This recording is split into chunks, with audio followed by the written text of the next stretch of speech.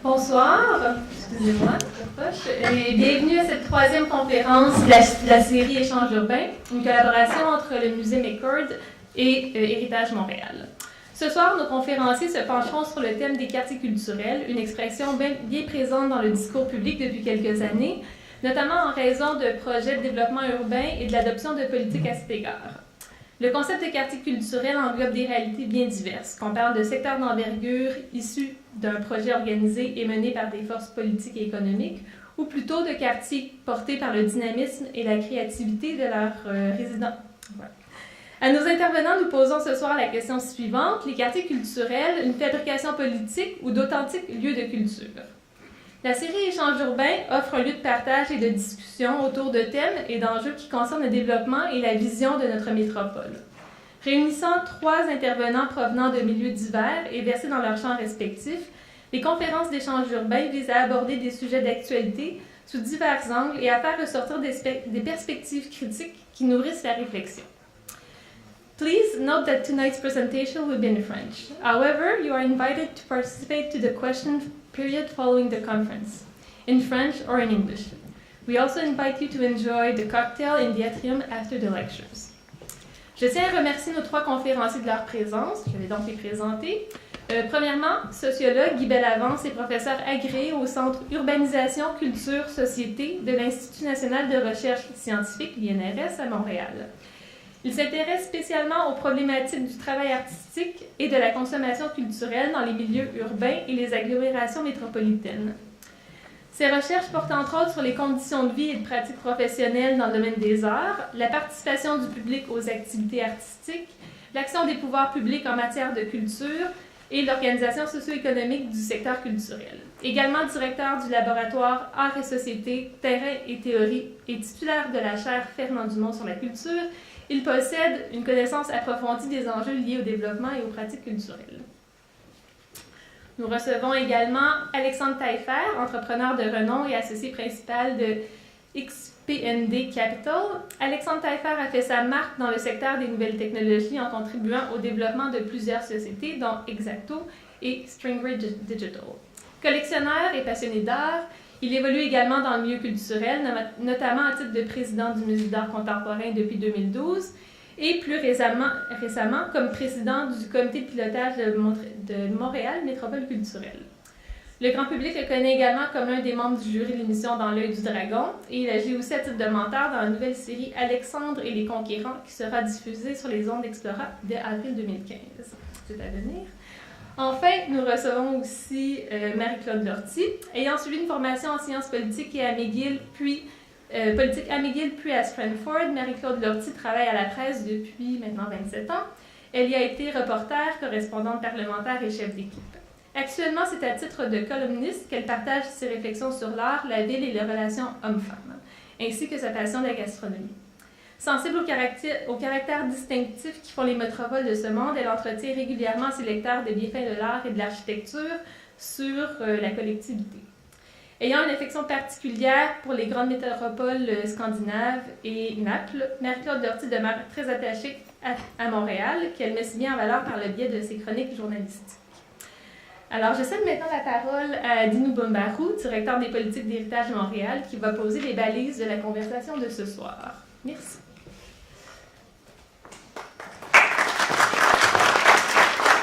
Merci Marie-Louisa, merci à vous tous. Thank you very much for attending this conversation tonight on cultural districts. Probably the name district is only partially appropriate. And we know when we address the notion of quartier is a word in French that comes from the notion of dividing things, extracting a piece of the land to manage it or administer it or so on. It's also the location where an army, a regiment, sleeps. And I think we want to have a different perspective on that. En anglais, il y a la notion de neighborhood qui est peut-être intéressante. Comment est-ce qu'on l'aborde? À Montréal, cette idée de quartier culturel, comme ça vient d'être mentionné, est d'une invention ou d'une utilisation plutôt récente, si on considère qu'on va bientôt avoir 375 ans. Il y a quelques années, d'ailleurs, au McCord, ici, on soulignait les 475 ans de l'invention de Montréal à partir du moment où on a donné un nom au Mont-Royal dans les livres en Europe. On a donc établi l'existence de Montréal dans l'histoire. Et cela sans oublier qu'avant, il y avait des grandes cités, la cité d'Hochelaga, bien connue. Certains prétendent qu'elle est à côté, elle est peut-être plus de l'autre bord de la rue.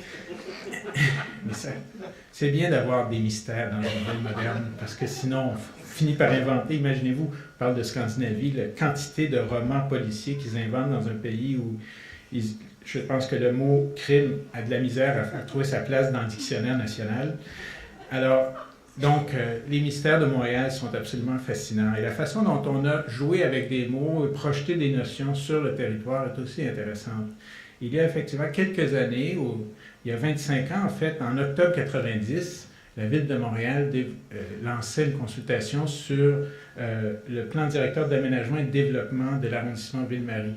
Il y a quelques mois, on a eu une consultation sur le schéma d'aménagement et de développement. Et avant ça, c'était le plan de développement, d'ailleurs. Alexandre Taillefer, plusieurs participants ici ont participé aux consultations publiques. Et ça a été assez intéressant de poser la question de la place de la culture dans le développement de la ville. À l'époque, on parlait du rayonnement de Montréal à travers ses activités culturelles. On parlait beaucoup de la place des arts.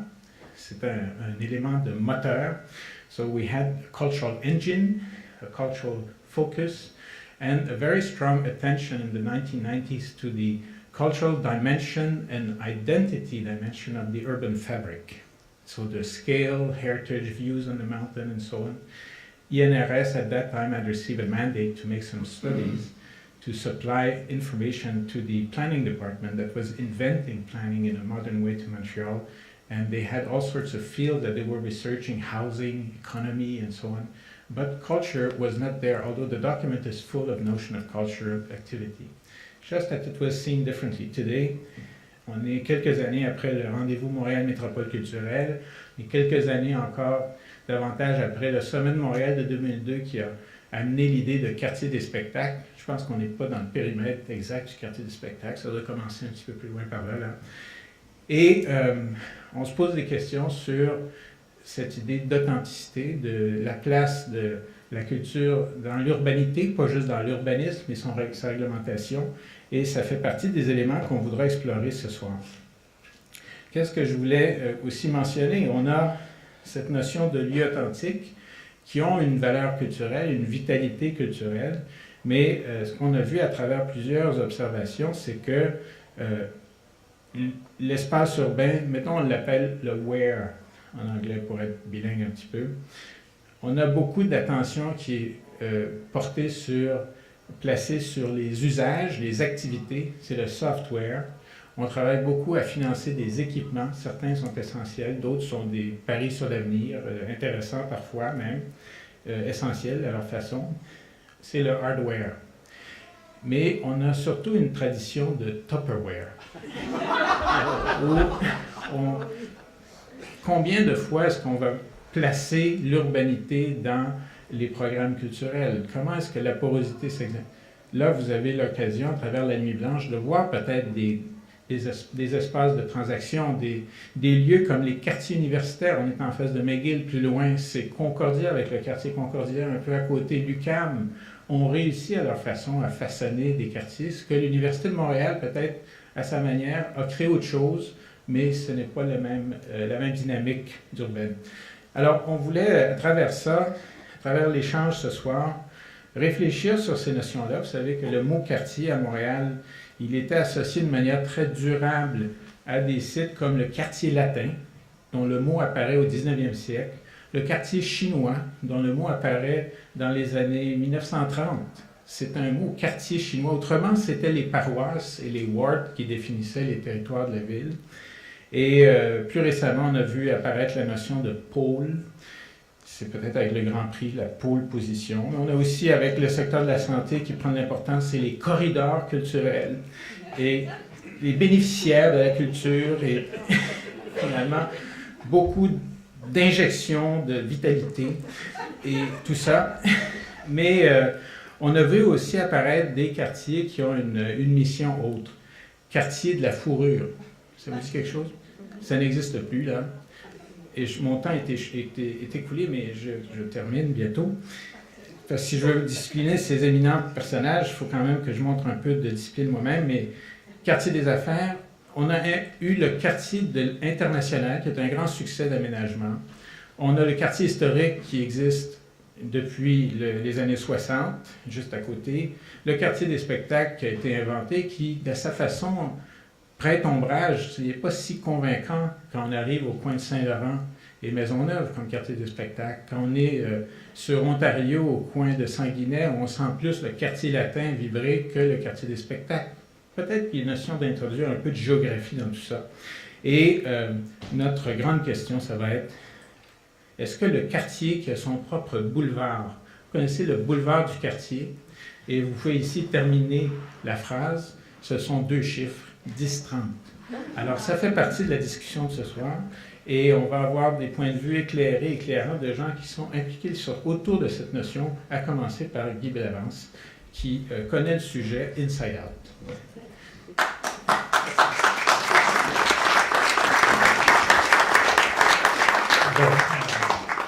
Merci Dino. Bon, alors, qu'est-ce qu'un quartier culturel et qu'est-ce qu'un quartier authentiquement culturel? Bon, alors, c'est toute la question.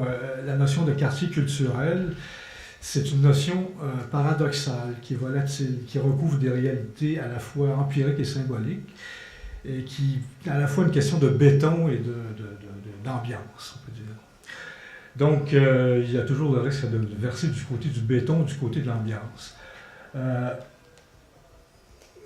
C'est une réalité, je dirais d'abord, empirique, administrative, un secteur urbain où il y a beaucoup de culture, d'équipements, d'activités, de services, d'aménités dites culturelles, beaucoup d'artistes et de travailleurs culturels éventuellement, mais ça reste une réalité volatile dans la mesure qu'elle n'est pas strictement géolocalisable. Les limites de ces quartiers sont difficiles à tracer administrativement.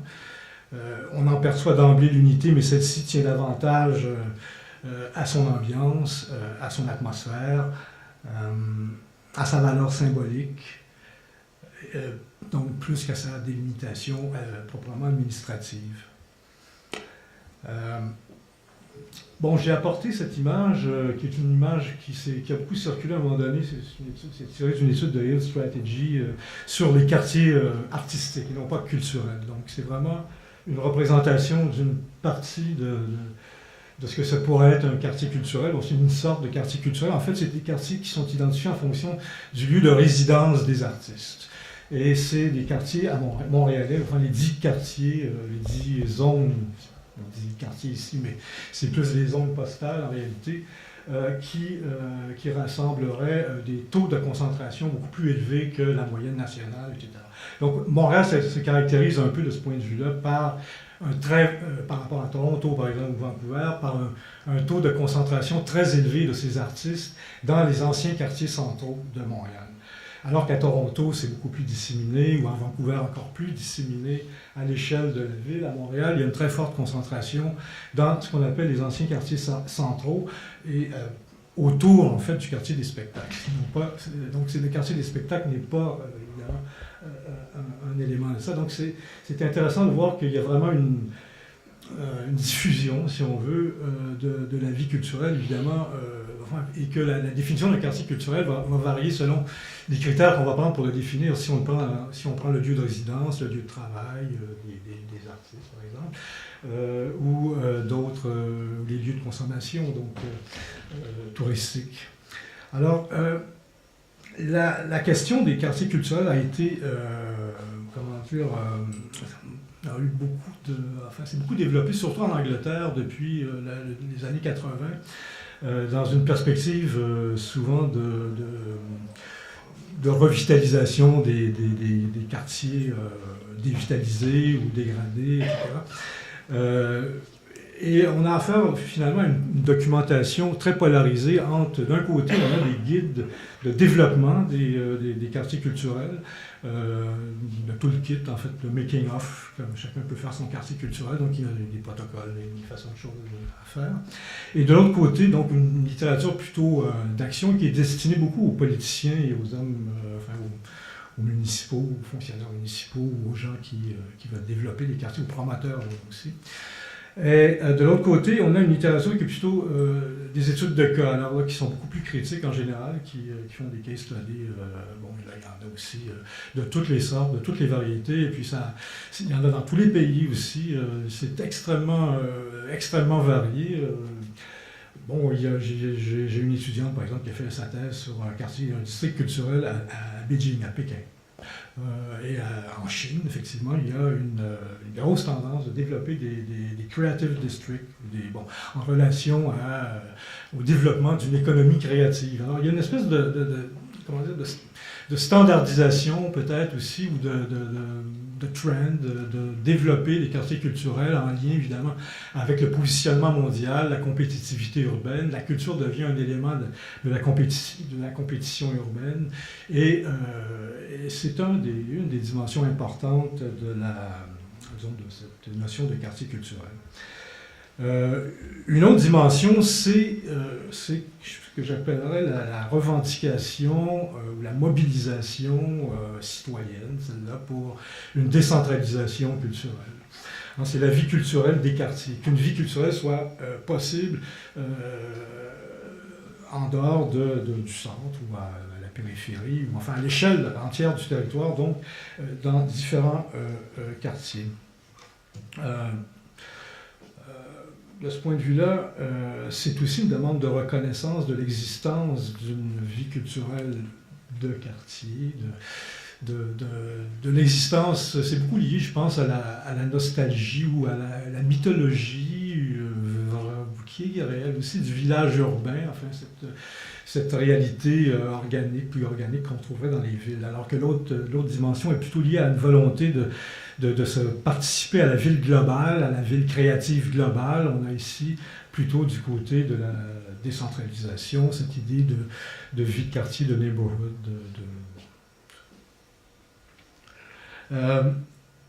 Alors, à Montréal, la notion s'est répandue aussi beaucoup par opposition à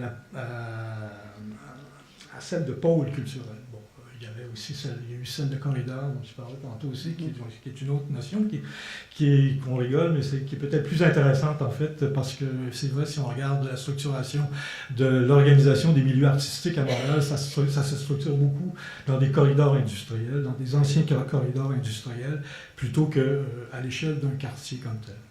Donc, mais disons que la notion de quartier culturel à Montréal s'est beaucoup développée en fonction de cette idée de pôle culturel par opposition, en fait, pour échapper à cette polarisation en réalité effectuée ou perçue telle par le quartier des spectacles, qui effectivement canalise beaucoup d'efforts d'urbanisation de la culture ou d'intégration de la culture dans les facteurs de la vie urbaine. Donc, évidemment, cette mobilisation citoyenne il y a vraiment eu une mobilisation autour de cette volonté de développer les quartiers culturels en dehors du centre ou à la périphérie.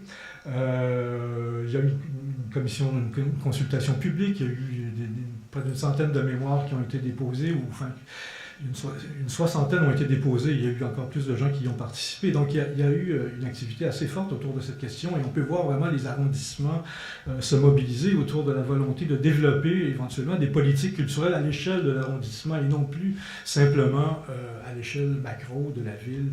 Alors ça ressemble un peu à un mouvement qui s'est produit aussi à l'échelle des villes, des petites villes du Québec depuis le milieu des années 95, où le gouvernement provincial favorisait le développement de politiques culturelles à l'échelle des municipalités, en échange de financement et de toutes sortes de choses.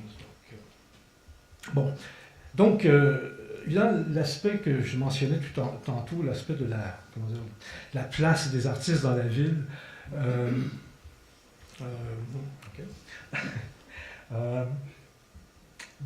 L'intérêt, effectivement, pour moi, des quartiers culturels, c'est de rappeler l'importance de la présence des arts et des artistes dans le tissu urbain lui-même. C'est une notion qui souligne en quelque sorte la contribution des artistes, non seulement au plan économique, mais aussi au plan économique, disons, leur contribution à l'ambiance, à l'atmosphère, à l'esprit aussi des villes. Donc c'est pas simplement une question d'atmosphère ou d'ambiance au sens superficiel, mais une contribution probablement intellectuelle qui est plus importante que celle qu'on leur accorde généralement. Donc l'image, je voulais illustrer un peu ces dimensions-là. Et évidemment, lorsqu'on parle de la question des artistes dans la ville, le premier topic qui ressort en jeu, c'est celui de la gentrification des quartiers, des anciens quartiers industriels, dont l'homogénéisation qui s'ensuit, qui suit en fait, qui progresse dans certains quartiers, donc encouragée par des politiques sans doute d'habitation qui favorisent les condos. Les artistes ont reculé progressivement du sud de la ville de Montréal, enfin du Vieux-Port finalement, ou de ce qui était le Vieux-Montréal dans les années 60. Bientôt, là, ils sont rendus à un cycle. Il y a eu une espèce d'étalement, si on veut. Ils étaient plutôt dans les années 80, autour du pôle Ontario, dans ces coins-là. Et on peut les suivre se déplacer le long du boulevard Saint-Laurent et des axes de la voie ferrée, d'ancienne voie ferrée aussi, du canal de la Chine, bon, tout ça. Et donc maintenant, on est rendu pratiquement, ça se développe du côté du sud-ouest, Verdun, etc. Donc il y a quand même Huntsic. Alors c'est un mouvement, enfin des mouvements qui sont intéressants, enfin moi qui m'ont intéressé à suivre à un moment donné. Donc la question évidemment, la question de la gentrification, c'est un problème assez complexe. On n'aura pas le temps en 10 minutes, évidemment, je vais juste effleurer là, mais est-ce que c'est une bonne chose, est-ce que c'est une mauvaise chose? À partir de quand, disons, une politique de revitalisation devient une politique d'exclusion des populations qui est pionnière ou qui ont initié finalement le changement dans ces secteurs-là. À partir de quel moment la gentrification déborde et crée aussi des espaces assez homogènes, des espaces thématisés, qui tendent à la pasteurisation, si on veut, des activités qui sont tenues ou qui sont encouragées. Il y a peut-être un autre point que j'aimerais souligner, en fait, qui est plus synthétique peut-être, c'est celui le succès, d'une certaine manière, de l'idée de quartier culturel tient beaucoup à la liaison qui a été opérée entre le thème de la diversité, celle des quartiers, etc., et celui de l'emploi, et entre autres de l'emploi culturel, des artistes, des travailleurs culturels, tout ça. Il y a eu dans la littérature et dans les études, dans les mouvements aussi de mobilisation, ces deux dynamiques d'appel de diversité d'un côté et de développement de l'emploi de l'autre sont fortement présentes. Donc, je pense que je peux avoir fait le tour de ce que j'avais préparé.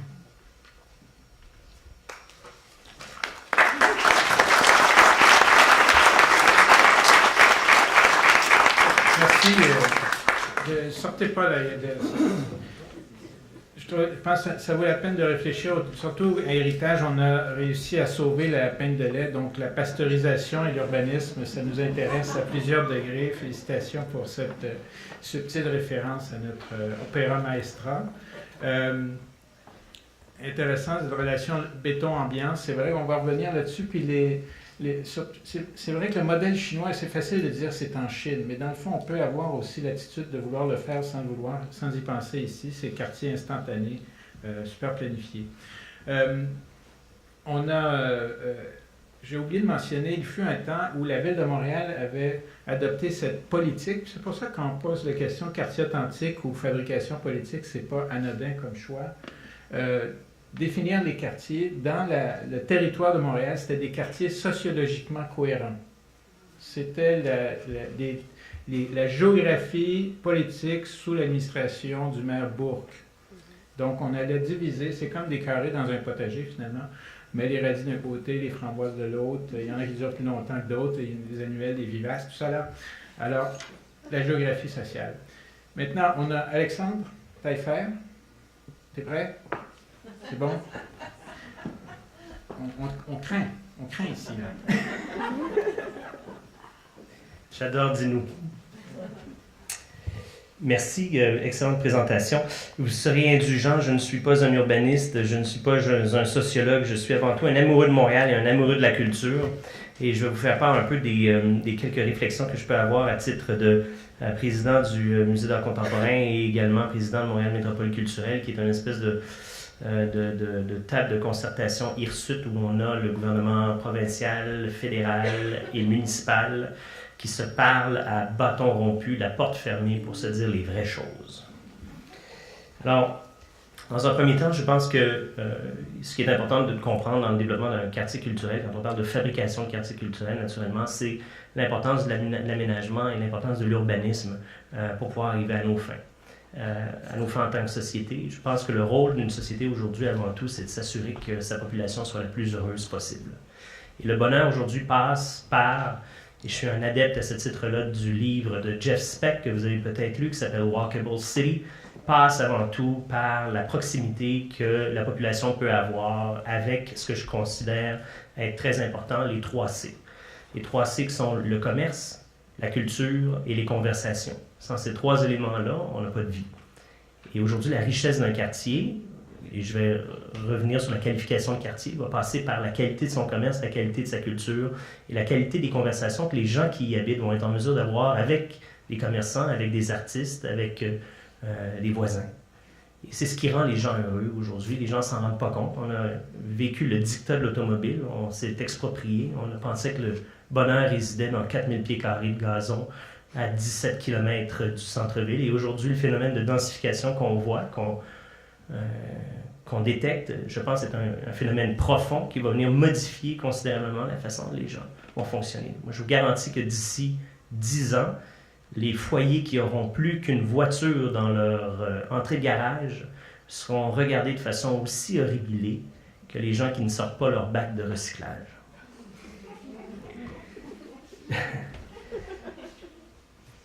Il y a une notion de vrai qui est très importante dans la question de quartier.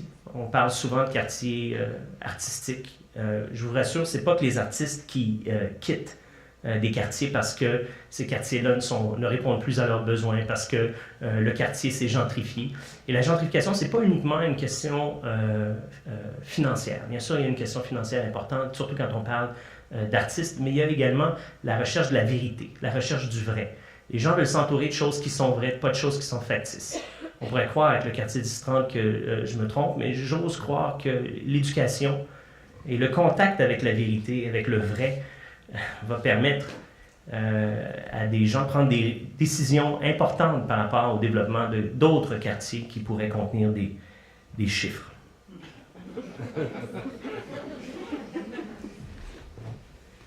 Je qualifie on parle souvent de quartier, il y a une différence importante selon moi à déterminer. Le quartier, pour moi, est une zone de vie. On parle du quartier Outremont. Le quartier Outremont, c'est plusieurs quartiers. La rue Laurier, c'est plusieurs quartiers. Un quartier aujourd'hui tel que défini par Jan Gehl, c'est à peu près 1 km, 1 km et demi. C'est ce que les gens sont en mesure de marcher. Et à Montréal, on n'a pas fait aujourd'hui une cartographie réelle des quartiers ou ce que j'ai appelé les zones de vie. Il y a un élément, il y a une dame qui est venue me rencontrer dernièrement, qui travaille, en fait, qui est la directrice générale de la Ligne Bleue. Vous connaissez peut-être le projet de la Ligne Bleue. La Ligne Bleue, aujourd'hui, a répertorié les différents sites culturels disponibles autour de la ligne de métro bleue. Et un des enjeux que cette dame-là a aujourd'hui, c'est le financement de son initiative. L'enjeu du financement de l'initiative de Ligne Bleue est sérieux. Mais vous savez, ce qui manque dans l'équation Ligne Bleue aujourd'hui, c'est le lien avec le commerce. Le commerce et la culture, c'est un lien symbiotique. Le commerce va bénéficier de la culture et vice-versa. Ce qui est très important aujourd'hui, c'est de voir comment est-ce qu'on est en mesure de créer de meilleurs maillages entre les différents commerçants et la culture. Aujourd'hui, par contre, on critique beaucoup aussi le quartier des spectacles. On dit, qu'est-ce que c'est que cette invention? Pourquoi est-ce qu'on a créé un monstre comme ça? Pourquoi est-ce qu'on est aujourd'hui en train de concentrer nos investissements en culture dans un quartier? La réalité, c'est qu'il y a plusieurs types de consommation culturelle. La consommation culturelle d'un spectacle à Wilfrid Pelletier n'est pas du tout le même type de consommation qu'une salle comme Prospero sur Ontario. Il y a des types de consommation culturelle qui sont différentes.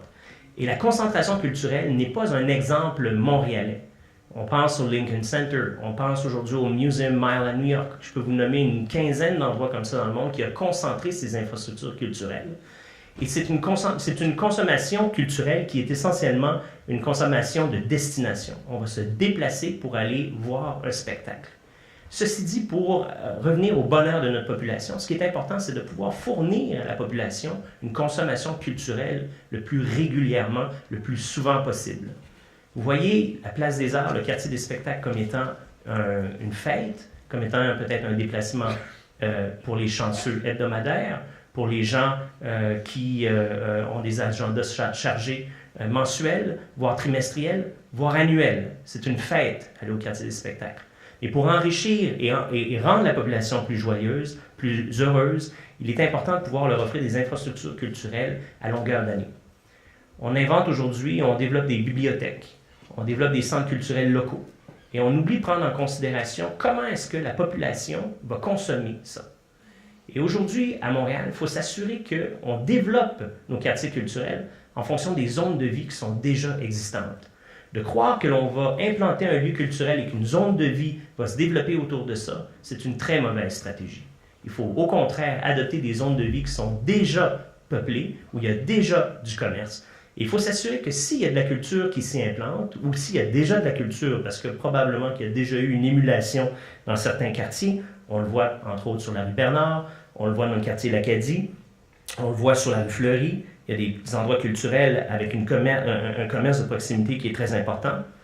Ces gens-là, le succès du commerce et de la culture va beaucoup passer, je le répète, sur la question de grassroots. Dis-nous, je te demanderais peut-être, comment est-ce que tu traduirais en français grassroot? C'est les racines du gazon. Les gens sont à la recherche de racines du gazon.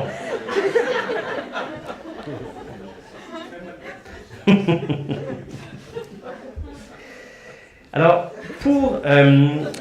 quand je vous disais tout à l'heure que les quartiers évoluent, et c'est pas parce qu'il y a une gentrification uniquement pour ça. Vous savez, aujourd'hui, quand on essaie de créer de toutes pièces des quartiers, quand on essaie de créer de toutes pièces des bibliothèques, quand on essaie de créer de toutes pièces des centres culturels, sans prendre en considération ce qui se passe autour, on va probablement créer des échecs. Un exemple que je vous donne aujourd'hui, on a souvent parlé de la Cité du multimédia. La Cité du multimédia, quand ça a été créé en 93-94, ça s'appelait le CDTI, le Centre de développement des technologies de l'information. Ça s'est rapidement requalifié le Centre de détention des technologies de l'information. Et ce qui se passe aujourd'hui avec ça, il n'y a eu aucun développement culturel qui s'est fait autour de ça. Il y a eu un peu de commerce qui est arrivé. Il n'y a pas eu beaucoup de commerce grassroots. Il y a eu peut-être le Cartec qui a connu un très bon succès. Et maintenant, il y a eu l'arrivée des Serpents, il y a eu l'arrivée de Graziella. Mais malheureusement, il était trop tard. Et qu'est-ce qui s'est passé? Il y a eu un déplacement important de la part des entreprises de technologie qui se sont rendues aujourd'hui sur le boulevard Saint-Laurent. Les gens sont à la recherche de vérité, les gens sont à la recherche de gazon. Grassroots. Et aujourd'hui, la rue Saint-Laurent est devenue le Silicon Valley de Montréal, alors qu'on aurait pu croire qu'à cause des investissements qui ont été faits dans la Cité du multimédia, c'est là que ça se serait développé. Alors, le développement d'une stratégie, je dirais, de la part de la ville, de la part des urbanistes de la ville, en essayant d'implanter de façon hirsute, sans avoir consulté les zones de vie et penser que ça va fonctionner, selon moi, c'est une erreur fondamentale. Je termine en vous disant que il y a un élément qui est très important. Je le répète, nous avons aujourd'hui déjà des infrastructures à Montréal, des infrastructures comme des bibliothèques, des infrastructures comme des centres culturels. On a aujourd'hui des théâtres. Il faut s'assurer, dans le cadre aujourd'hui d'une ère d'austérité, de voir comment est-ce qu'on est en mesure de pouvoir utiliser nos infrastructures de façon plus efficace. Et on a bâti d'innombrables bâtiments de béton qui ont des usages simples. Comment est-ce qu'on serait en mesure aujourd'hui de pouvoir rendre à la population un usage beaucoup plus complexe de la part, par exemple, de centres culturels ou de bibliothèques? D'écoles, par exemple. Aujourd'hui, la tendance forte au niveau des écoles, c'est de pouvoir permettre à la population de s'approprier les gymnases pour pouvoir créer des pièces de théâtre, de pouvoir créer une vie de quartier riche en capitalisant sur des infrastructures qui sont déjà en place versus de continuer toujours à développer de nouvelles infrastructures. Alors, je suis certain qu'on aura l'occasion de pouvoir en débattre et en discuter dans quelques minutes. Merci.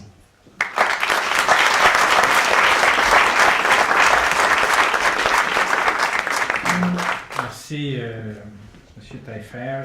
Beau défi, grassroots en français. Hein. Visiblement, j'ai été surpris. Mais je vois là l'exigence en français, s'il vous plaît, toujours.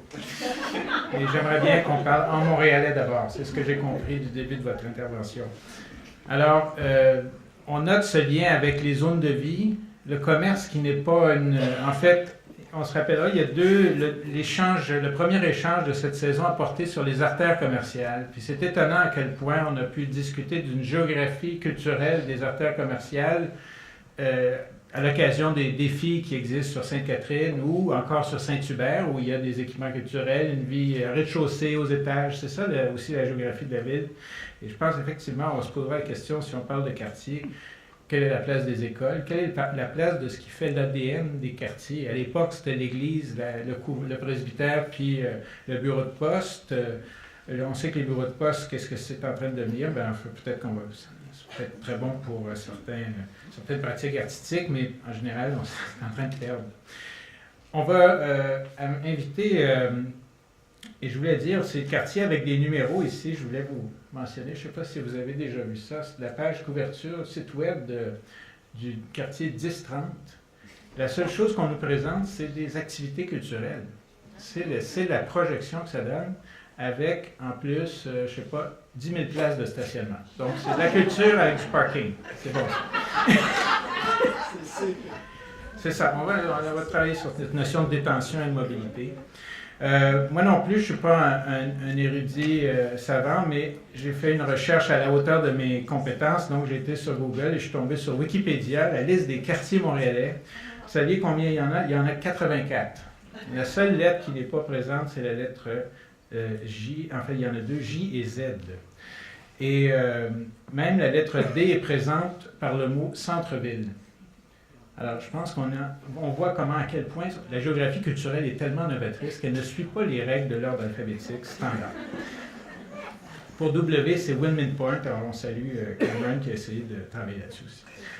Marie-Claude Lortie. Oui, je sais, c'est le temps. Il faut lâcher son iPhone à l'instant.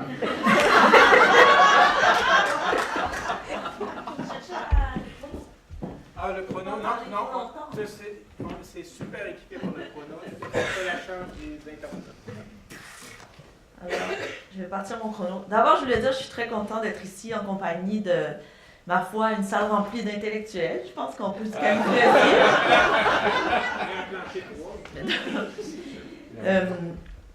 Vous comprenez la... Oui. Je parle là. OK. C'est parce que j'ai des faits sur Twitter tout à l'heure, puis les gens disent, bah là, vous prenez pour une intellectuelle, quand même. Je crois que je suis très contente, en fait, qu'on réfléchisse à tout ça. J'ai un peu de difficulté à me demander qu'est-ce que je vais dire maintenant que Guy et Alexandre ont parlé, parce qu'ils ont parlé beaucoup de choses que je voulais aborder. La question au départ, c'était, qu'est-ce que vous pensez des quartiers culturels comme création?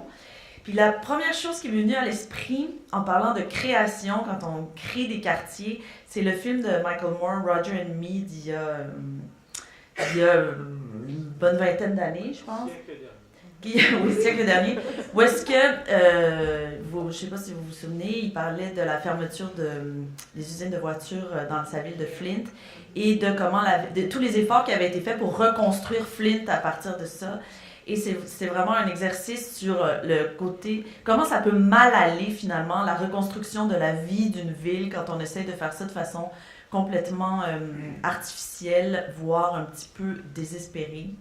Et je me dis, ça m'a un peu traumatisée en fait ce film-là parce que ça laisse l'impression que vouloir construire des choses de toutes pièces, c'est vraiment au départ une très très très très mauvaise idée.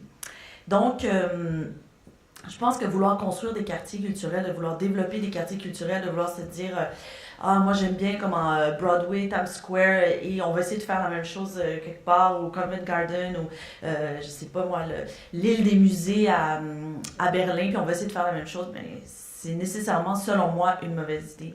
Je pense que la ville doit être culturelle parce qu'elle est culturelle, parce qu'elle est remplie d'artistes et remplie de gens qui ont envie de fréquenter la culture. Plus, je dirais, que consommer, vraiment fréquenter la culture et en être plus heureux dans leur vie quotidienne.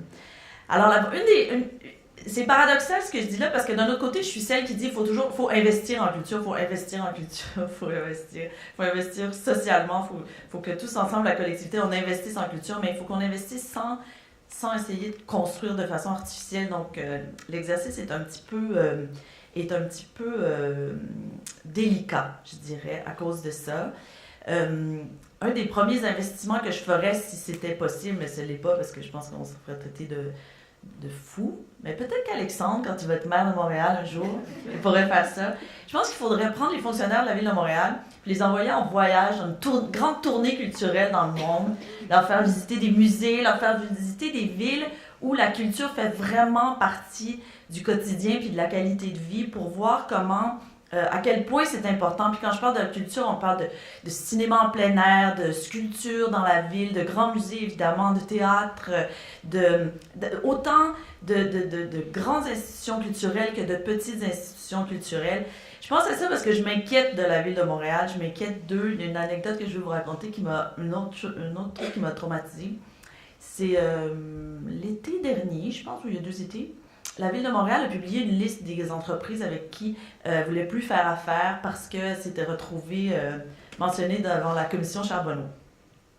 Et le collègue qui est assis juste derrière moi dans la salle de rédaction est en train de passer à travers la liste des compagnies de construction, puis à un moment donné, je l'entends parler avec le chef de division, puis dire « Ce que je comprends pas, c'est qu'à la fin de la liste, eux, on les connaît, mais là, il y a un nom, c'est David Armstrong Six. Puis c'est un mystère, qui est cette personne-là? Puis cette entreprise-là, on la retrace pas, on ne sait pas. Ça, c'est la liste noire de la Ville de Montréal. Alors, là, moi, j'entends ça, et puis je dis, David Armstrong Six, mais c'est le nom d'un artiste. C'est le nom d'un sculpteur. Fait que, un sculpteur? Je dis, oui, c'est le nom d'un sculpteur. Je dis, il est représenté par Persian Laundry, il fait un truc à Los Angeles cet automne. Ah ouais? Et puis là, fait que là, on commence à se poser des questions, puis on rejoint le sculpteur en question. Et ce qui est arrivé, c'est que la Ville de Montréal l'a mis sur sa liste noire, dans la même liste que les compagnies qui sont retrouvées par la commission Charbonneau. J'insiste, avec le genre de budget, de fraude qu'on peut s'imaginer, parce que, dans le cadre d'une histoire de soumission pour les sculptures de la rue Jeanne-Mance, il y avait eu un gros malentendu au sujet de la facturation de la TPS et de la TVQ, et qu'il a avoué qu'il y avait comme peut-être facturé alors qu'il n'aurait pas dû facturer. Là, finalement, mais il a tout avoué ça par écrit dans un échange de courriel, et la ville a dit « Ah, il a essayé de frauder la ville, ça a été avoué, il a été reconnu coupable, il a été banni de toute possibilité de jamais faire affaire avec la ville pour le restant de ses jours, je pense, et il a été mis sur la même liste que les entreprises citées à la commission Charbonneau. » C'est pas une joke là, ce que je vous raconte, c'est vraiment une vraie histoire qui s'est passée. Et quand j'ai vu ça, je me dis, comment est-ce qu'une ville peut devenir une ville culturelle, comment une ville peut devenir artistique, si les gens qui l'administrent font ce genre d'erreur. Alors là, j'espère qu'il n'y a pas des fonctionnaires de la Ville de Montréal ici qui vont être tellement déçus de ce que je viens de dire. Mais moi, j'étais un peu déçue qu'un artiste se retrouve sur cette liste-là. Parce que, selon moi, c'est ces gens-là qui font qu'une ville est culturelle, qu'il y a des quartiers culturels. Ce sont les gens qui construisent la culturalité, là, je viens d'inventer ce mot-là, de la ville au quotidien. Parce que, comme le disait Alexandre et comme le disait Guy plus tard, la mixité d'une ville, c'est vraiment ce qui la rend culturelle. C'est ce qui fait qu'on a envie d'être là, ce qui fait qu'on a envie de traîner dans les rues, qu'on a envie d'aller manger au restaurant. Il peut y avoir des grandes institutions. Je pense qu'il faut investir dans les Lincoln Center puis dans les places des arts de ce monde. Mais la réalité de la culture au quotidien, c'est la galerie d'art dont on sort et où on va. Et et dont on profite pour visiter le quartier, pour aller dans une librairie, pour aller dans un restaurant où il y aura peut-être des œuvres d'art d'un artiste du quartier affichées. Mais c'est vraiment une espèce de symbiose organique, quelque chose, une espèce d'univers qui se crée et qui est articulé par les artistes, pour les artistes, mais pour tout le reste du monde. Et c'est n'importe quelle politique de développement urbain doit passer par la nécessité de permettre ça, de permettre cette vie-là organique, là, grassroots. Mais c'est vraiment ça, il faut que ça vienne vraiment de la base, il faut que ça soit populaire, je pense que c'est la traduction officielle ou quelque chose comme ça. Et si les gens de la ville ne comprennent pas et pensent que les sculpteurs sont aussi coupables que des grosses compagnies de construction quand ils fraudent, sachant que je pense que le sculpteur en question, je pense qu'il gagnait à peu près 17 000 $ par année, là, en passant. Si c'est pas compris, je vois pas comment on peut développer la ville. Alors, je pense que tout passe par la mixité. Est-ce que ça veut dire qu'il faut être contre la gentrification? Non. Mais je pense que la réflexion sur le caractère très, très, très délicat du développement des quartiers doit être faite. Parce que si on ne veut pas avoir Soho, par exemple, à New York, qui est arrivé, enfin, on peut vouloir avoir Soho, c'est pas une mauvaise chose d'avoir des quartiers avec qui attirent des millions de touristes et donc des millions de revenus. Mais on sait tous que Soho, à New York, qui a été le quartier des artistes dans les années 80, n'a plus rien à voir avec les artistes, n'a plus rien à voir avec un quartier culturel. C'est une sorte de 10-30 en version plus sophistiquée. C'est d'abord et avant tout un quartier de commerce. Ce qui a remplacé ça à New York, je dirais que c'est vraiment Brooklyn maintenant, avec en particulier Williamsburg. Donc les quartiers évoluent, et puis la gentrification est vraiment est à la fois quelque chose de très positif, parce que ça attire les gens qui ont des sous et qui vont faire vivre le quartier, qui vont faire vivre les commerces dont Alexandre parlait. Mais en même temps, ça peut aussi faire, on le sait, là, faire augmenter les loyers et faire fuir les artistes. C'est normal, je pense que dans une ville, il y a une évolution des quartiers culturels, des quartiers artistiques qui se promènent un peu dans la ville, mais je pense que si on veut pas avoir droit à une espèce de crise comme on a en ce moment sur le boulevard Saint-Laurent, il faut quand même être vigilant comme ville sur la nécessité de garder une diversité. Et je ne sais pas si ça prend de la réglementation, si ça prend des investissements, si ça prend des... Mais chose certaine, c'est que ça prend des gens sensibles à la réalité culturelle et artistique pour s'assurer que la culture soit vraiment vue comme quelque chose comme vraiment quelque chose de positif et pas comme quelque chose d'absurde dans une ville, et puis qu'on soit pas considéré comme que les artistes soient pas considérés comme des intellectuels qui nuisent au développement économique de leur ville, mais bien au contraire le moteur de base de la qualité de vie de nos collectivités. Voilà. C'est correct, on entend? Ça va?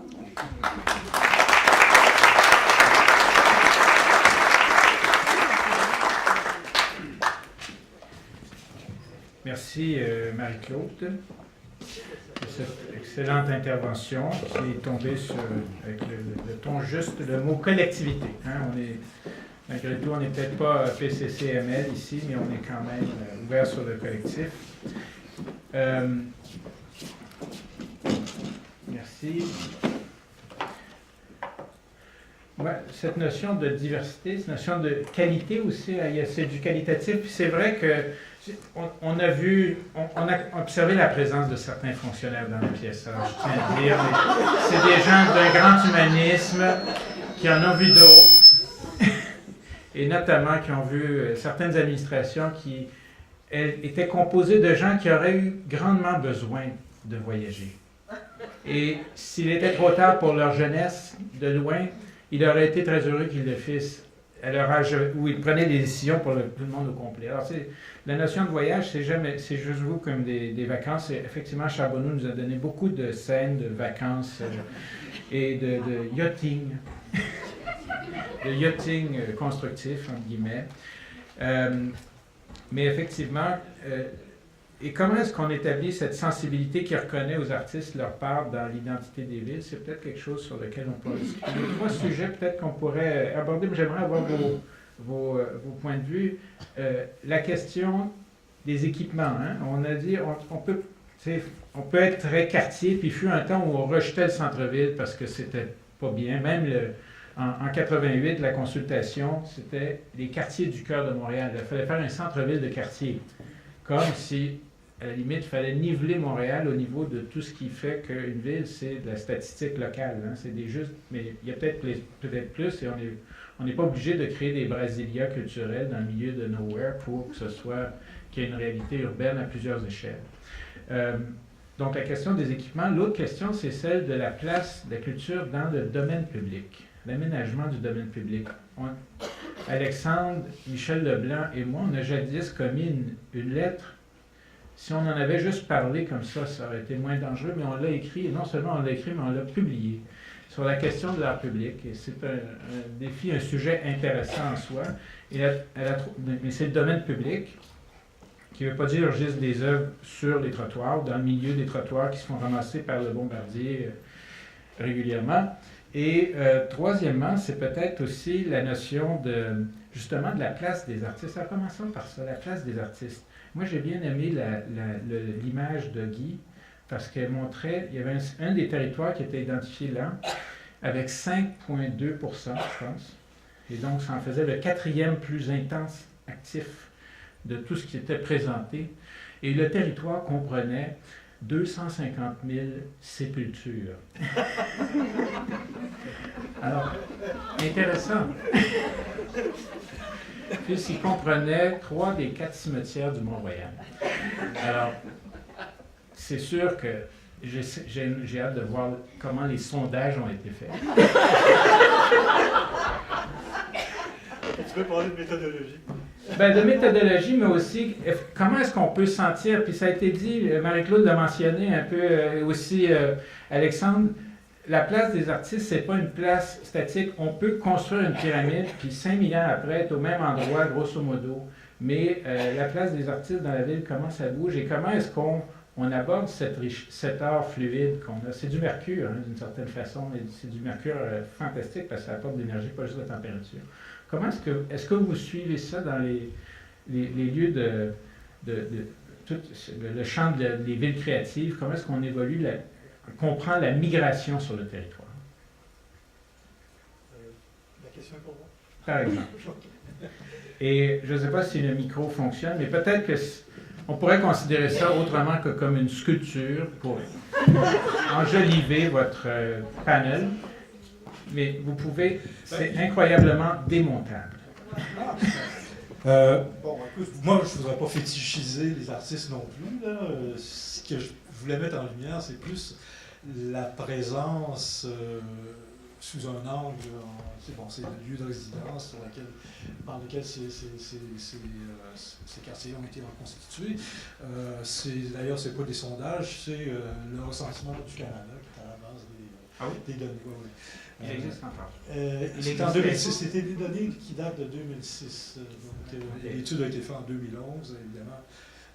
Aujourd'hui, c'est plus difficile d'aller chercher ce genre de... Il faut être plus créatif. Mais donc, je ne voudrais pas fétichiser inutilement les artistes. C'est sûr, ce qui est important, c'est plus l'activité symbolique, peut-être, dont les artistes ont été historiquement porteurs dans l'histoire des villes aussi. Bon, c'est pas simplement faire du commerce ou pour développer l'économie locale.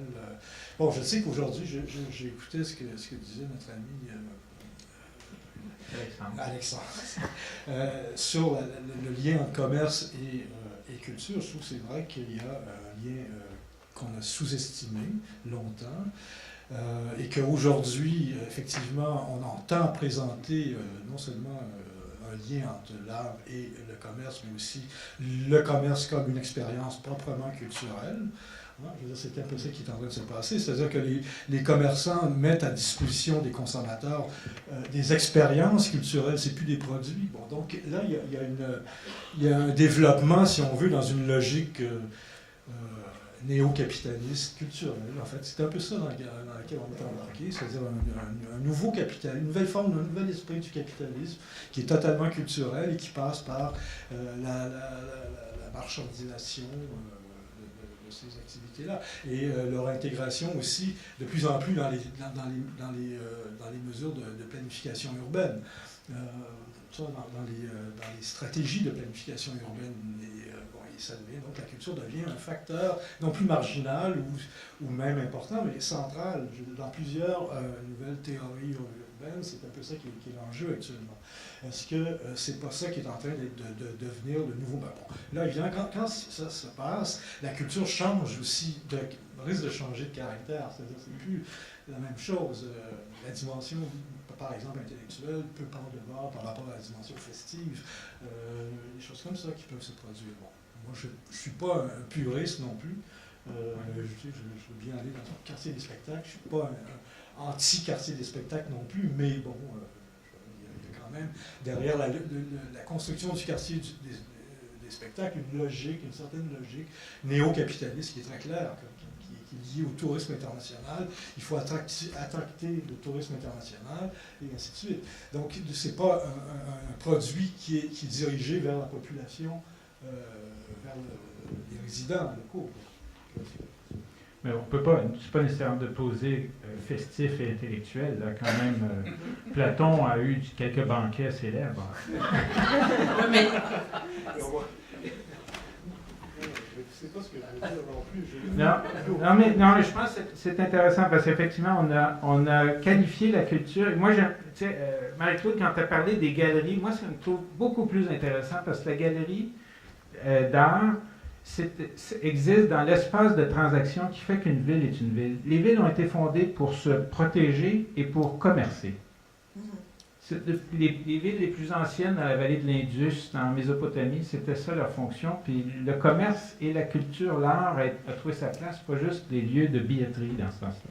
Oui, mais moi, ce que je dirais en plus, c'est que l'intérêt d'une ville culturelle pour des visiteurs internationaux, c'est pas nécessairement les grandes institutions, c'est pas nécessairement la grande place, c'est pas nécessairement Lincoln Center. C'est aussi le quartier, je pense, un quartier que j'adore, c'est Shoreditch à Londres, qui est un quartier où est-ce qu'il n'y a pas de grands... il y a des musées, là, il y a une galerie super bonne, mais c'est d'abord et avant tout un lieu où est-ce qu'on espère tomber sur un mur avec un graffiti de Banksy, où est-ce qu'on rentre dans une ruelle, puis il y a un marchand, il y a une boutique avec des disques vintage dont on a... Puis là, il y a des artistes, il y a un band dans le fond de la boutique de vinyle. Plus loin, il va y avoir peut-être des boutiques qui sont dirigées vers une clientèle internationale de produits haut de gamme, mais certainement pas comme à Mayfair. Puis ailleurs, il va y avoir un autre atelier d'un designer local, parce que c'est la mixité, puis c'est la découverte, puis c'est ça parce que je sais qu'il y a toute une clientèle internationale qui est intéressée à aller dans les grandes avenues à Paris ou dans les grandes avenues de Londres ou de New York puis d'acheter la même chose qu'elle peut trouver à Hong Kong, Tokyo ou à Los Angeles, mais pour une grande partie de la clientèle touristique, c'est aussi la découverte de ce qui est unique.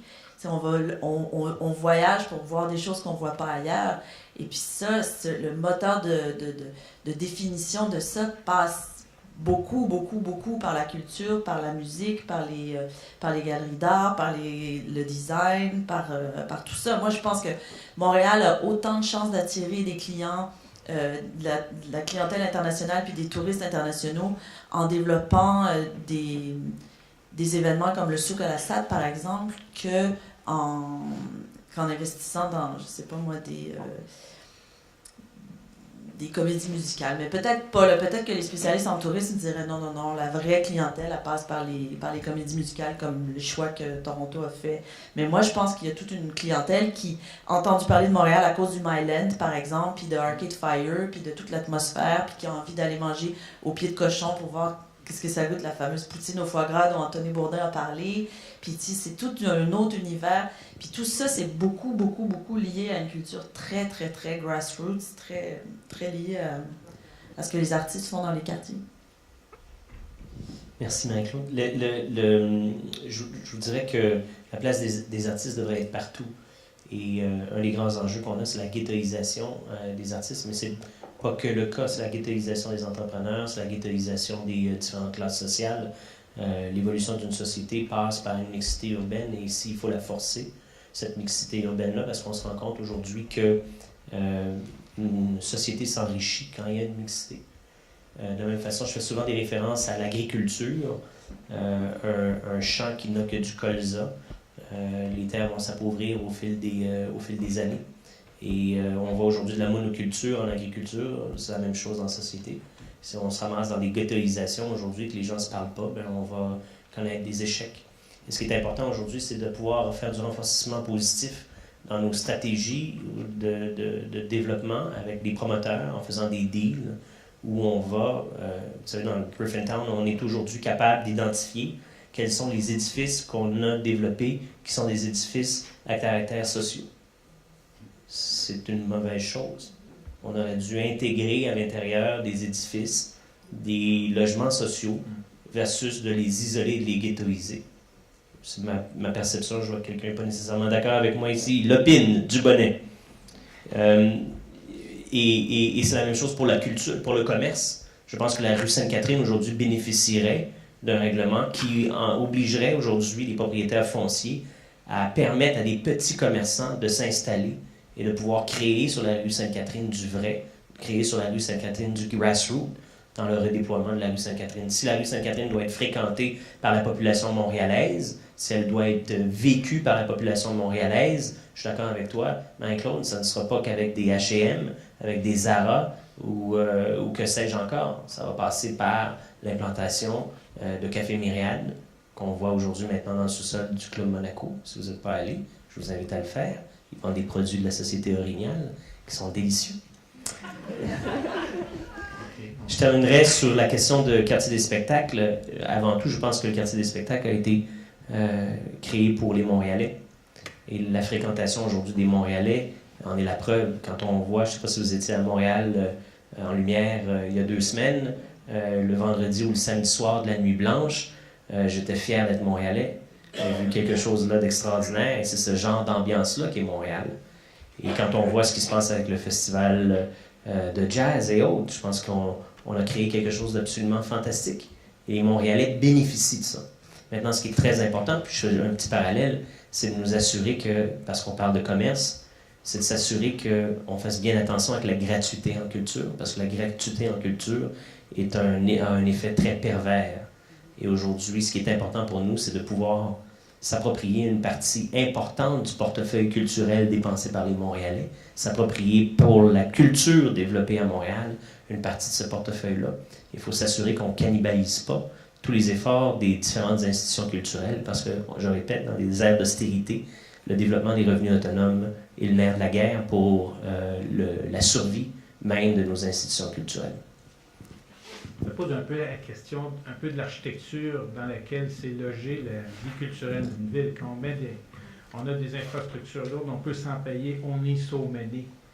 New York est capable de se payer un certain nombre d'équipements. Ils ont le Nelkin Center, qui est quand même une création dans un quartier populaire qui a été rasé pour le faire. Ça a créé du plus, mais ils sont capables de se payer ça. Mais, nous, peut-être qu'on a un équilibre entre le heavy duty et puis l'organique qu'il faut être. C'est intéressant d'avoir cette notion d'une économie urbaine qui soit un peu plus consciente de la culture.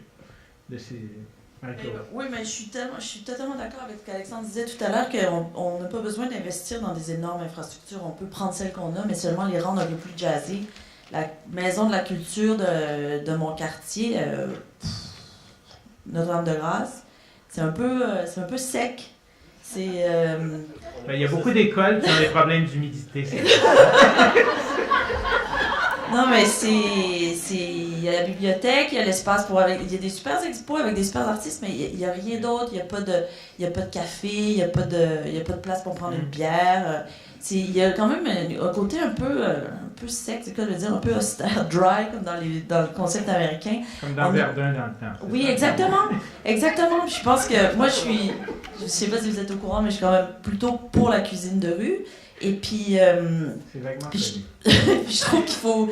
Non, mais il faut pousser là-dessus, puis il faut le faire éclater. Ce qu'on voit beaucoup À Bryant Park, par exemple, à New York, il y a les projections de films films d'auteur en pleine ville, c'est super cool, mais il y a aussi la possibilité de prendre une bière, il y a aussi des cafés où est-ce qu'ils vendent du cappuccino, des espèces d'installations spontanées, je l'ai vu en Scandinavie beaucoup, on combine les usages, on a en même temps une exposition de photos en plein air avec des bars qui ouvrent seulement pour la belle saison sur le bord de l'eau, puis qu'on range l'hiver dans des conteneurs. C'est pas coincé, là, c'est pas... Moi, je sais, ça aussi, vous êtes peut-être au courant, je trouve assez hallucinant qu'on fasse rien avec le chalet du Mont-Royal. Je trouve que ça devrait être un pôle culturel, il devrait y avoir des super expositions d'artistes, la possibilité de prendre un verre, la possibilité de manger quelque chose qui a de l'allure, qui ne sort pas d'une machine distributrice, le tout avec une vue extraordinaire. C'est dément qu'on n'ait rien fait. Bon, voilà. Bon, c'est dit, d'accord, ok, next. Juste pour le chalet du Mont-Royal, là. Ben, j'approuve, moi, non, c'est... D'accord, premier consensus synergétique. Tu voulais ajouter un peu là-dessus? Non, ça va. Enfin, non, mais c'est cette... Enfin, la question du chalet du Mont-Royal, c'est intéressant, parce que comment est-ce qu'on implante une vie de commerce viable là? Dans les années 30, le problème s'était posé. Qu'est-ce qu'ils proposaient? Brancher un ascenseur sur le tunnel de chemin de fer qui passe en dessous. Et je pense qu'on se rend compte assez vite que le génie de cet endroit est peut-être plus serein. Il faut trouver une économie plus sereine que de faire de mettre Sainte-Catherine, Jeanne-Mance là-dedans. Peut-être qu'on va rater quelque chose. En tous les cas, j'aime autant vous dire qu'il y a un consensus à la table de concertation du Mont-Royal qui ne va pas nécessairement dans ce sens-là. Mais qui veut, comme Sylvie, rendre cet endroit vivant, mais à la hauteur de ce qu'il est capable d'offrir. Sa vue est splendide, mais ça ne peut pas devenir un endroit qui va requérir tellement d'infrastructures de transport que les sandwichs vont être à 75$. Parce que là, c'est difficile d'en faire un lieu collectif. Et par rapport à ce que tu disais, Alexandre, commerce, culture, conversation au pluriel, j'ai noté, j'ajouterais un autre qui serait peut-être la citoyenneté. Derrière tout ça, il y a une notion de citoyenneté un peu culturelle et urbaine. Là. Je ne sais pas comment est-ce que les recherches nous éclairent sur cette notion-là, monsieur? Et je tiens peut-être sur la notion de grassroots, je pense qu'on a une convergence parce que nous, le terme qu'on a employé, c'est le terme authenticité. Grassroots, peut-être qu'on est dans la même zone de valeur. Peut-être pas le truc direct parce qu'on est moins jardinier, qu'est-ce que tu veux, on habite en ville, nous autres. Mais le gazon, c'est un équipement municipal ici. D'ailleurs, ils veulent l'artificialiser un peu partout, là, pour faire du soccer, du baseball dessus. Ben, on pourrait parler de street level culture aussi, qui est un peu l'équivalent de grassroots. C'est-à-dire, oui, il y a un courant assez fort pour s'intéresser. De plus en plus, lorsqu'on parle de culture en études urbaines, c'est de cette culture du niveau de la rue, bon, finalement, plutôt que la culture institutionnelle, celle de la tout ça. Bon, moi, je vais pas faire une rupture, je ne dirais pas une rupture si grande entre les deux trucs, mais en même temps, le street level culture est aussi susceptible d'être récupéré, de devenir un élément purement artificiel, de vente, de promotion d'un espace, etc. En même temps, bon, c'est pas non plus... Le risque avec la commercialisation, puis Alexandre, peut-être tu peux nous éclairer, c'est la durée de vie d'un produit commercial par rapport à un actif culturel, authentique. Je ne sais pas, la largeur des cravates, visiblement, c'est pas ton problème, là, mais la largeur des cravates ou les motifs changent tellement vite, c'est une durée de vie très courte d'un produit. On est plutôt dans la culture du radis par rapport à la culture du pommier ou de l'olivier, qui s'inscrit dans un autre cycle. Il me semble que le radis, moi j'adore le radis, je me dévoile ici, mais je trouve qu'une ville se bâtit plus avec les vergers, les pommiers, finalement, une architecture du territoire. Comment est-ce que ces cycles-là? Puis après ça, on aura peut-être une question de notre béné république. Dis-nous, je vais faire Micro. Je vais utiliser ce que tu dis. En fait, j'ai parlé tout à l'heure de lien avec l'agriculture. Tu y sautes de pieds joints en parlant de tes radis et tes vergers. J'apprécie. En fait, il faut voir des jachères. Et il faut voir aujourd'hui que tout le monde est à la recherche de la vérité, de l'authenticité, et l'authenticité se renouvelle constamment. Alors, et c'est probablement le propre à des quartiers de naître, de grandir, de mourir et de renaître. Et probablement qu'on n'y peut rien. Et on va toujours voir ça dans l'histoire de l'humanité. On a vu ça constamment et on va continuer à le voir. Alors les gens se déplacent parce que la vérité se trouve ailleurs. Et l'authenticité se trouve ailleurs. À un moment donné, quand il y a une gentrification, l'authenticité disparaît. Et à un moment donné, ils vont aller gentrifier l'endroit authentique, ils vont retourner. Maintenant, quand on parlait d'ailleurs de nostalgie du village urbain. Tout à fait. Alors, je termine là-dessus. Je pense que, fondamentalement, on se rend compte aujourd'hui d'un élément, je reviens sur l'aspect économique, on se rend compte aujourd'hui qu'on a créé, en fait, un appauvrissement considérable de notre population à cause du manque d'authenticité.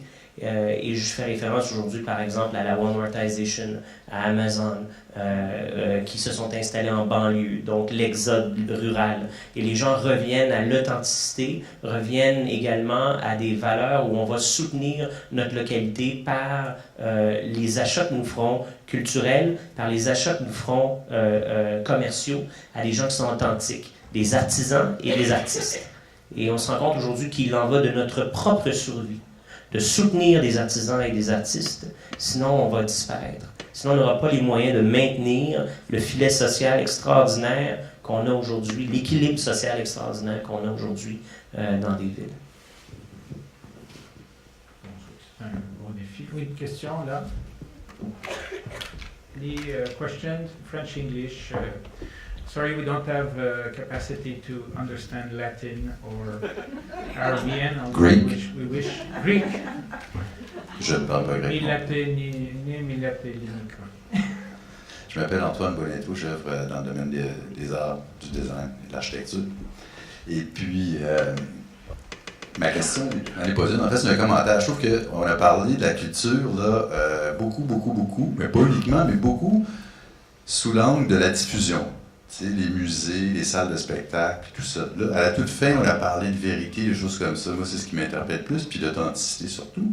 Puis ça se passe vraiment dans les habitats, là où habitent les artistes, dans les quartiers, là où vivent les artistes. Au tout début de la présentation de M. Logebino, le INRS, il y avait une distinction entre les quartiers, puis enfin, une autre affaire.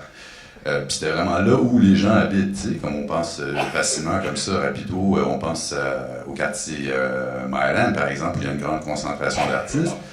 Puis c'est là que ça se passe, c'est là l'âme, tu sais, la culture c'est l'âme, je trouve, de la ville, c'est ça qui distingue Montréal des autres villes, puis dans ce sens-là, on n'a pas à avoir peur, ça va toujours être différent. Puis ces gens-là, les artistes qui habitent ces quartiers-là, mais c'est pas tellement compliqué, l'endroit où ils vont, c'est là où ça coûte pas cher, autant pour habiter que pour produire. Puis dans ce sens-là, on peut rien y faire, puis Alexandre le dit à la toute fin, on peut rien faire. On peut rien faire, à part de protéger par des programmes qui vont avantager le logement social, puis tout ça, la mixité est bien importante. Mais sinon, les lieux de diffusion, là où on peut investir, puis vraiment investir dans le béton, l'infrastructure, ben ça, on ne pourra pas se battre non plus contre les quartiers distants, puis tout ça, puis les endroits où il y a du stationnement, puis whatever. Puis, dans le fond, c'est pas tellement inquiétant en ce qui me concerne, parce que ça va revenir ici, à un moment donné, la voiture, on n'entendra plus parler, là. Nous autres non plus, on ne sera plus là pour s'en rendre compte, là, mais à un moment donné, c'est sûr que ça va partir, cette affaire-là. Là. Alors, en attendant, ce qui est à protéger puis à encourager, c'est vraiment le loyer abordable. Et puis ça, ben, les artistes, dès qu'un endroit va se gentrifier puis que ça va s'embourgeoiser, ils vont changer de place. Mais c'est là qu'on va retrouver l'âme par les cafés, les petites galeries, les petits gars, les petites librairies. C'est là, c'est dans les cafés, c'est là que ça se passe, la culture. Puis c'est ça qui attire les gens aussi, je pense. C'est ce qu'on dit beaucoup ici, là. Donc la question... Non, il n'y avait pas de question, c'est un commentaire. Non, je sais, la distinction n'était pas... Comment est-ce qu'on stabilise... Comment est-ce qu'on... Pour revenir avec l'agriculture, avec Alexandre, on parle de réveil rural ici, réveil urbain, tiens. Comment est-ce qu'on stabilise le sol fertile? Le sol urbain est un sol qui est présentement, et on le sait à toutes sortes de niveaux, on se rend compte qu'on développe la ville sans boulonner ou relier les valeurs que la société recherche et le sol. Il y a des projets qui ont tenté de faire ça, puis de fait, le long du canal de la Chine, il y a des projets que Carmen a travaillé sur, essayer d'intégrer des ateliers aux différentes dimensions, cette mixité dont tu parlais, mais on gaspille le sol d'une manière spectaculaire ici, en ville, à haut niveau. Et c'est une préoccupation tant au niveau du patrimoine, parce que des fois sur le sol, il y a des choses intéressantes aussi. Juste à côté, à un coin de rue et demi, 2 peut-être, il y a le plus grand land trust urbain au Canada. Vous le connaissez? C'est Milton Park. Il y a Jeanne Mance qui est juste à côté, qui est pas loin dans la... Lui, il est de propriété publique.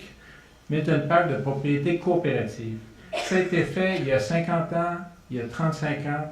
On a planté des vergers d'un nouveau genre. Mais on les a plantés uniquement pour le résidentiel. Puis c'est là, peut-être qu'il y a des leçons. Comment est-ce qu'on fait des quartiers qui sont stables? Peut-être qu'on a des Milton Park avec la mixité, pas juste sociale, mais aussi fonctionnelle.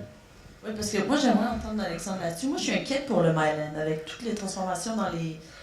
Oui, avec le changement, maintenant, c'est le kilomètre fin. Ah. Mais, excellent jeu de mots. Non, mais je suis inquiète à cause de tous les immeubles Oui.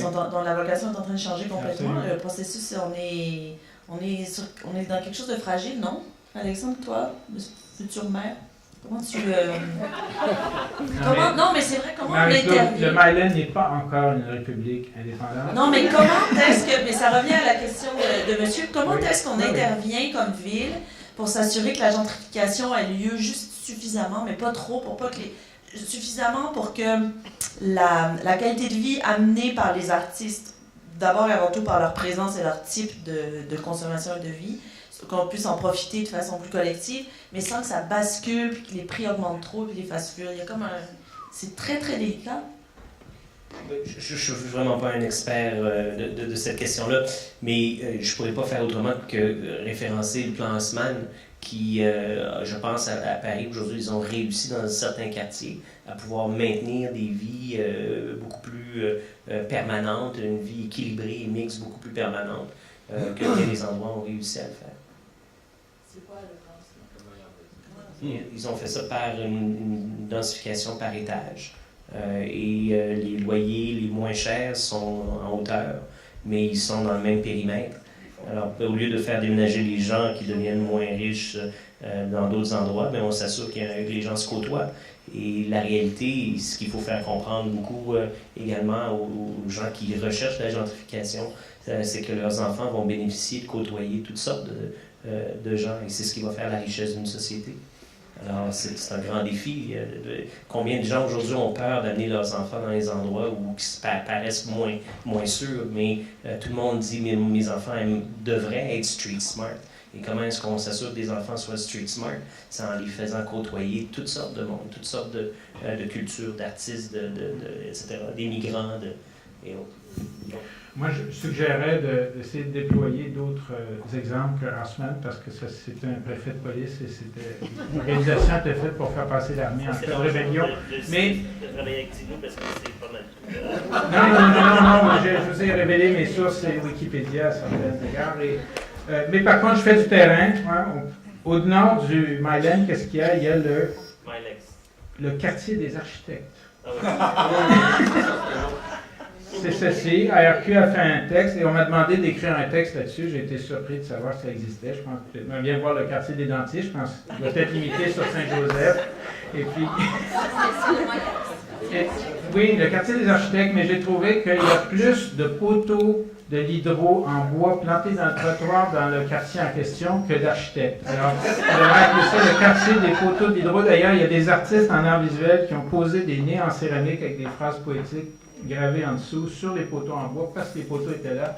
Ça a renforcé la réalité culturelle généreuse, Qui a la parole? On va essayer de se diriger vers une réception parce que c'est le moment d'urbanité ici. C'est un moment un peu solennel, vous savez, un peu comme ça, conflictuel presque, mais presque il y a un petit verre de l'amitié. Ah, c'est M. Cameron.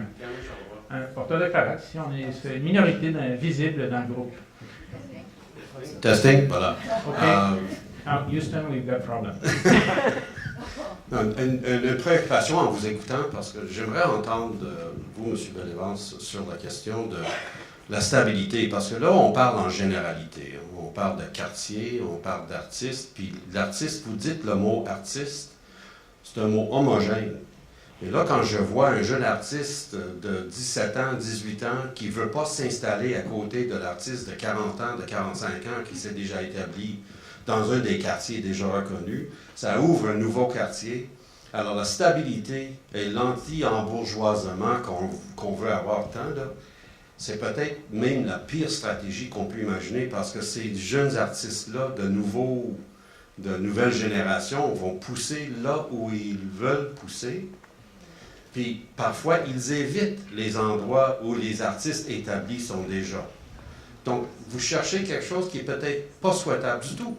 C'est peut-être une mauvaise pensée parce qu'on a tendance à homogénéiser le mot artiste pour dire une seule chose.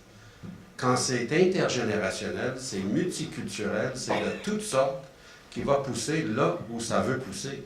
Donc, un vrai phénomène d'émergence, ce n'est pas un phénomène de planification. Et le pire que vous pouvez faire, c'est de surplanifier ça parce que ça ne marchera jamais. Là, on tombe en problème avec des politiques urbaines à ce moment-là. Oui, on se rappelle du débat sur le fromage au lait cru au Canada par rapport à la pasteurisation. Guy, veux-tu... Oui, il y a quand même moyen de mesure... Micro. Voilà, le micro est à la table, mais pas à la personne. Je ne suis pas non plus un spécialiste des mesures d'urbanisme en relation à la gentrification spécifiquement, mais il y a des mesures d'acupuncture peut-être urbaine, des médecines douces qu'on peut appliquer dans ces cas-là. Il ne s'agit pas de faire de la surplanification, comme vous le dites, je suis sûr que ça ne marchera pas non plus. Je connais aussi assez bien le milieu des artistes pour savoir que c'est pas en leur disant où aller qu'ils vont y aller. C'est pas du tout ça de toute façon qui est attendu. Mais il reste quand même dans ces phénomènes de gentrification, c'est un terme un peu piégé, mais de revitalisation, disons, des centres-villes, des anciens quartiers centraux à Montréal. Des enjeux de mixité qui ont été soulevés, c'est-à-dire qu'il y a des zones qui étaient industrielles et résidentielles qui sont en train de devenir strictement résidentielles. C'est ce qui arrive dans le Myland ou dans le Milex en haut. Là. Bon, c'est ça, c'était un lieu que je connais bien qui était extrêmement intéressant en termes d'espace de travail et qui sont en train de passer complètement dans la condominialisation. Et ça, c'est dû à des politiques généreuses d'habitation, de la Société d'habitation du Québec qui favorise par ailleurs les condos au centre-ville pour attirer la population au centre-ville. Oui, il y a des effets pervers de politiques là, qui sont au départ généreuses, bien intentionnées, mais on n'analyse pas, on dirait que les départements municipaux travaillent chacun de leur côté sans vraiment se coordonner les uns par rapport aux autres pour justement éviter ces genres de dérapage. Donc, voilà, c'est ça. Moi, je ne pense pas qu'il y ait une solution globale et définitive, etc. Mais ça demande de la réflexivité lorsqu'on travaille sur des politiques urbaines. Il faut continuellement remettre en question les programmes, les politiques qu'on met il faut les tester aussi, puis pas les imposer à large. Un grand défi, c'est que pour faire ces choses, ça se fait sur des cycles qui sont souvent plus longs que, mettons, un chiffre 4 ans. Non, mais c'est sont les mandats électoraux. Et comment est-ce qu'on induit ça? Puis, je sais, on a parlé tantôt d'un comité Hirsute, mais où les gens se disent les vraies affaires derrière des portes heureusement closes, parce que c'est quand même l'image de la cité présente. Mais comment, à l'intérieur de la ville, on a un urbanisme qui a une préoccupation culturelle autrement que par les programmes qui sont des programmes en compartiment. Nous, on adore les silos à héritage, donc on ne peut pas dire en silo, parce que c'est mauvais pour notre religion, là. Mais cette notion de cloisonnement, et c'est un vrai problème, parce qu'il y a eu toutes sortes de tentatives au cours des 25 dernières années Mais c'est difficile parce que les cycles sont trop courts. On a les âges politiques sont des âges de bâtisseurs de potagers, puis on a une ville qui a besoin de planteurs de forêt, tu sais, de Frédéric Bach. Non, moi, ce que j'allais dire, puis après ça, on a une dernière intervention, puis on va faire un tour aussi. C'est vrai que c'est très éphémère. Ben, c'est pas éphémère, mais c'est une réalité qui nous glisse entre les mains dès qu'on pense avoir compris. Moi, j'ai vu un reportage il y a un an, je pense, je crois que c'était en Californie, des centres commerciaux, les fameux Power Centers, là, qui abritent les Walmart de ce monde, qui sont dans un cycle tellement rapide d'obsolescence qu'ils sont maintenant réinvestis par des artistes. Donc, les artistes s'installent dans des Walmart villes. Peut-être que le 10-30, c'est le prochain lieu de création. Incroyable. Il y a de la place, en tout cas. Je vais quand même, parce que je pense que c'est important, vous avez tout à fait raison. Il y a plusieurs types de cultures et de toute génération. La culture marginale, les jeunes vont créer des nouveaux mouvements et c'est ces mouvements-là qui vont revitaliser, qui vont inventer des nouveaux trucs. Et ces gens-là vont toujours, souvent être en contradiction avec la génération précédente, vont vouloir s'exiler, vont vouloir être loin et c'est tout à fait normal. Ceci dit, à partir du moment où on a un tissu social qui existe, comme par exemple, je vais vous donner, j'ai utilisé l'exemple de la rue Sainte-Catherine. On a une grande réflexion aujourd'hui sur la rue Sainte-Catherine. On réfléchit à chauffer des trottoirs, on réfléchit à la rendre plus conviviale. Je pense qu'il faut qu'on réfléchisse aujourd'hui à faire un travail au niveau de l'intégration des artisans et des artistes pour que notre rue Sainte-Catherine devienne une rue grassroots, une rue que les Montréalais vont vouloir fréquenter. Et ça m'inquiète beaucoup de voir aujourd'hui le Belgo, qui est un endroit qui est situé près du quartier du spectacle, un endroit où ils vont complètement ouvrir la rue, ils vont créer des nouveaux trucs. Moi, je vous garantis que cet immeuble-là va être en vente et on risque de perdre un endroit fantastique pour le centre-ville de Montréal, il y a une densité au centre-ville qui est incroyable. Les gens peuvent partir de leur bureau, aller voir des galeries d'art, aller acheter de l'art. Il faut s'assurer que ça reste là. Et je pense qu'il faut, bien sûr, on ne peut pas tout moduler, on ne peut pas mettre en place toujours des règlements qui vont tout dicter. Mais à un moment donné, il faut prendre le bénéfice de la société en considération. Et je pense que de maintenir des artistes au centre-ville, ça devrait être une priorité.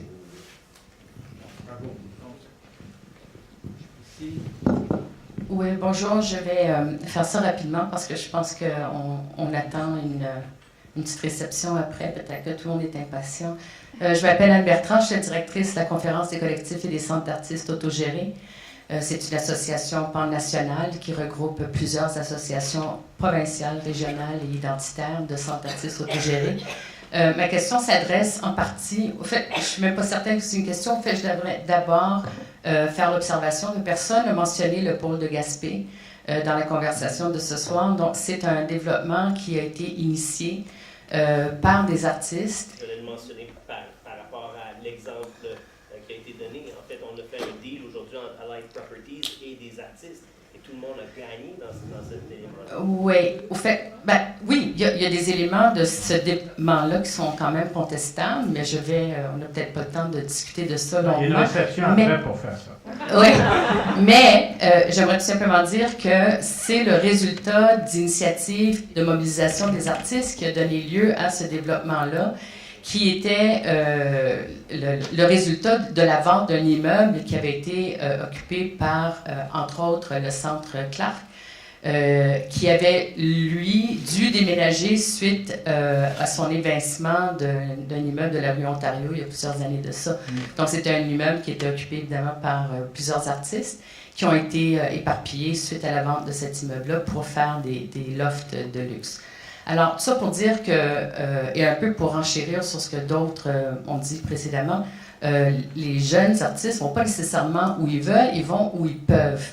Parce que souvent, ils sont évincés suite à des transactions commerciales qui les excluent essentiellement du projet. Bon, ce qui est innovateur avec le pôle de Gaspé, c'est que finalement, les artistes, on a reconnu que la présence des artistes rajoutait une valeur au quartier et amenait une valeur finalement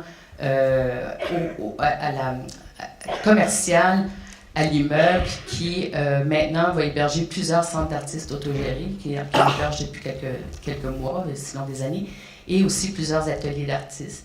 Donc, cette initiative-là, finalement, qui émerge d'un désir et d'un besoin des artistes, est finalement reconnue parce que c'est la présence de ces artistes-là qui a causé un petit peu la gentrification, si on veut, ou qui a contribué à la gentrification du Maryland.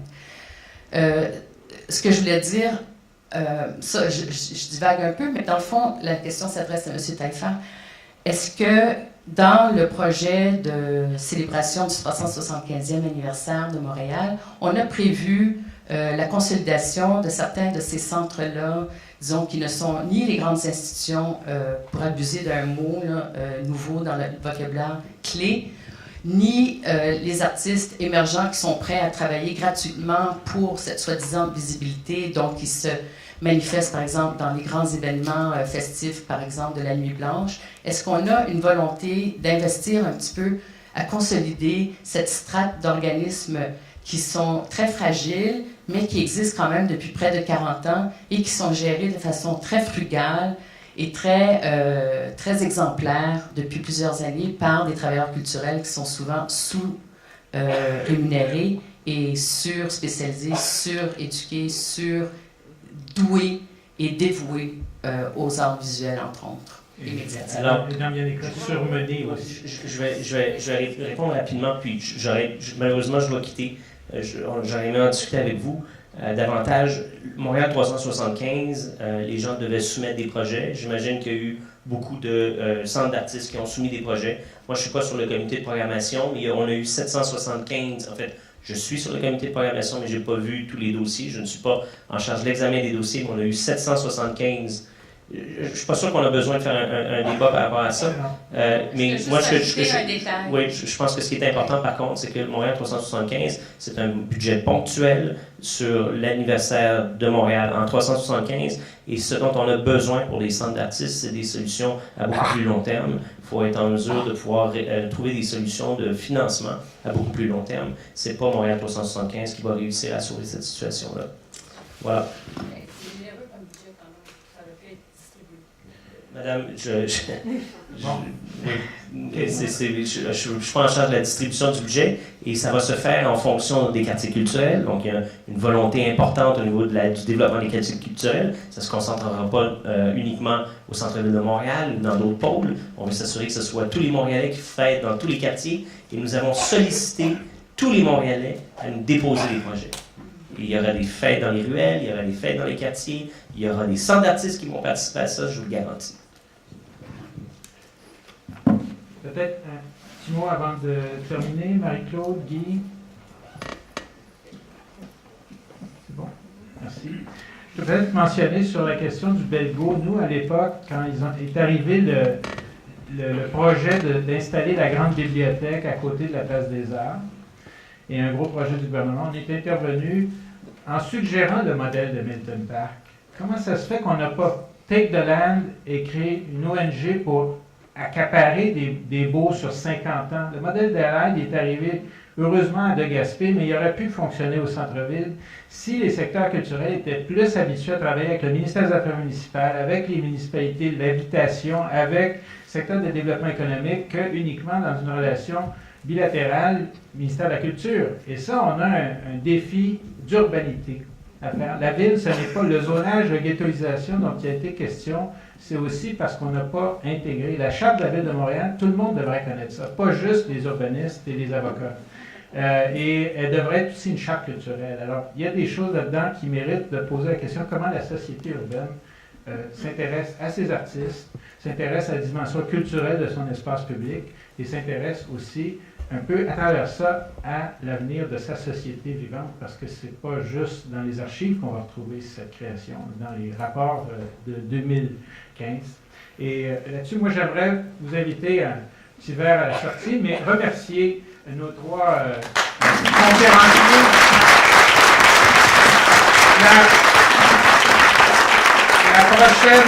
Le prochain échange, le 27 mai, sur la réinvention des parcs. Alors, vous verrez, il y a peut-être de la place pour les artistes là-dedans, et pas juste au niveau d'un objet qu'on dépose dans un parc avec un nouveau design, mais la nouvelle pensée sur ces espaces-là. C'est une belle occasion. Merci.